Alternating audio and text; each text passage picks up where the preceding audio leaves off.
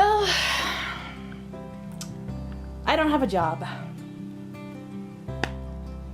I'd be lying if I said it was entirely unexpected, because it was very touchy in that office for some time. I have a feeling I wasn't adapting fast enough for him. But the reason he cited letting me go was that he didn't have enough things to keep me busy at work. And that was pretty true. I mean, entire days could go by and we only had, one call and one person come in. It was very still and quiet there. So it was, it's understandable. I can't help but wonder, though, if he blames me a little bit for not finding things to keep me busy, which I tried. I did a lot to do that, especially to begin with in the first month or so. I went there for about a month and a half. For about the first month or so, I did things to keep myself busy. One of the first things he assigned me to do was go through all his old files and shred them and throw them out, and I did that for about 2 weeks. And every few weeks we would go through and see all the policies that we're going to be renewing soon, and I would just check those off and do little updates on those. Do a whole list of those every couple weeks. And for another couple of weeks, a week or two, about a week I guess, I did these online training videos that would teach me how to sell the policies and give quotes and things like that much more easily. I did things to try to keep myself busy, but the last week and a half maybe, I ran out of things to do. I didn't have anything to do. He didn't have anything for me to do. Whenever he did give me something to do, I immediately did it. But other than that, I was essentially sitting there twiddling my thumbs. I can't help but wonder if he was frustrated that I can't help but wonder if he thinks I wasn't doing enough, or if he thinks that he didn't have enough for me to do. I don't know what his perspective on that was. I tried to make it work. He tried to make it work. But in the end it couldn't work, so it's probably for the better. He's still a great man, and he let me go with dignity. He probably does need someone, but one, he needs someone with more experience, and two, he needs someone who's more extroverted, more outgoing, someone who's willing to actually make calls and bring people in, which is not me. I am literally terrified of phones. One of my biggest fears is making phone calls. It's stupid, but it's true. So, I can do it, but only if it's really necessary, and if it's an actual assigned task. Call this person, call these people, do this now. And I need to do several minutes of preparation before I make the phone call. Otherwise, I'm sitting there on the phone just words, I don't know words, then I'm just gonna sit here and babble and waste everyone's time. That's me and phones. I actually need to sit there and write down what I'm going to say. Unless it's someone I know, like a friend or my parents. And even then, I don't keep up a conversation. I just sit there and they say something and I respond. We go back and forth for a while. I have a hard time keeping a conversation up. I'm honestly not sure that insurance itself, in general, is going to work out for me. Because it is a lot of making phone calls, and being extroverted, and that is a lot of what life is, unfortunately.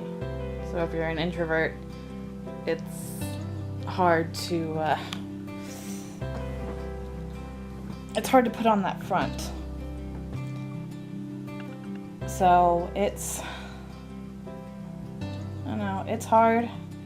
And ideally, what I would love to do is let this be my job. Let Let's Plays be my job. Let YouTube be my job. That would be ideal, because it's something I enjoy doing. I love doing. The only reason I didn't do it for so long recently is because I couldn't afford the equipment I needed to do it. Like, I didn't have a camera for vlogging because I had lost mine, and the one I had wasn't good for vlogging, and I couldn't do Let's Plays because I couldn't afford a new headset for a long time to get to work. But now I have that. So ideally, if I could keep this up consistently, YouTube would be my ideal career, because I can make myself, I have fun doing these. I have fun actually sitting here and talking to a camera, coming up with things to say. I don't know why this is different than real life when I'm with a person and trying to converse, but this is totally not scripted, and I'm fine talking. Maybe it's because I actually get the chance to talk instead of trying to get in a word edgewise between what someone else is saying. And I guess a lot of experience with that in my young years has taught me to just sit there and shut up. I don't know why I'm so quiet when I'm actually talking to a person, but that's just the way it is. I'm still gonna pursue this, and this is my dream. And I hear a lot of people say, chase after your dream. It's just been very discouraging, especially with the people I am around a lot, because I live with a bunch of realists, and they're just like, in reality, I need a job that will get me money, that will pay off my college loans and get me a car and get me a house, and I need that as soon as possible. And doing YouTube is not going to get me that immediately. So it's hard. It's hard living with realists. I mean, I love my parents a lot, but they're not always the most encouraging people. They're encouraging a little bit, but then they get to their realism and they're saying, all right, you need to do this. And I'm like, but that's not what I want. We can't always get what we want. But I'm sure as heck gonna try.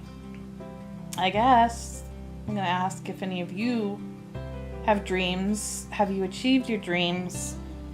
Have there been people along the way who've encouraged you toward that? Or have there been people along the way who are realists who told you there's no way that you can do this? Have your dreams been realized, or have they been crushed? I mean, just discuss that, because a lot of the time, all over the place on YouTube, I see people just like, yeah, pursue your dreams and you'll achieve, and, everyone says that they're living their dream, and I haven't done that. I'm living a very mediocre, meh kind of life at the moment. And so, maybe if I try harder at pursuing my dream, and I do have to do the realist thing to satisfy the realists in my family, look at a career right now. But if I can make time and put in effort in between those to do my dream, and my dream turns out to work out, I'm going to be so grateful and happy, and I'm going to be one of those people just like, pursue your dream and your dream will be realized. And so I'm really hoping that turns out, but there are things that happen along the way that may change your plans. May change your dreams too. I am going to clean and then decide what to eat tonight. Hopefully this hasn't been too depressing so far, and I will give y'all an update later. So I decided something to do today to get out of my, sadness. I have actually a bunch of magic cards.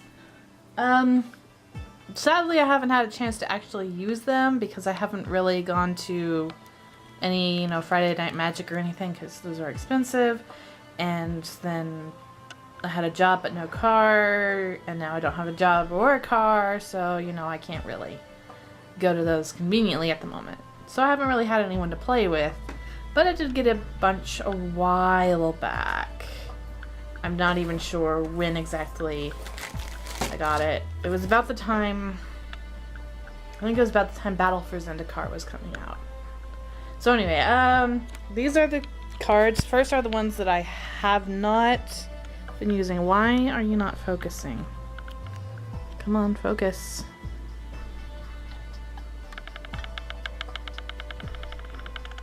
Focus. That's a little better. Okay. So I have all my lands that I haven't used yet.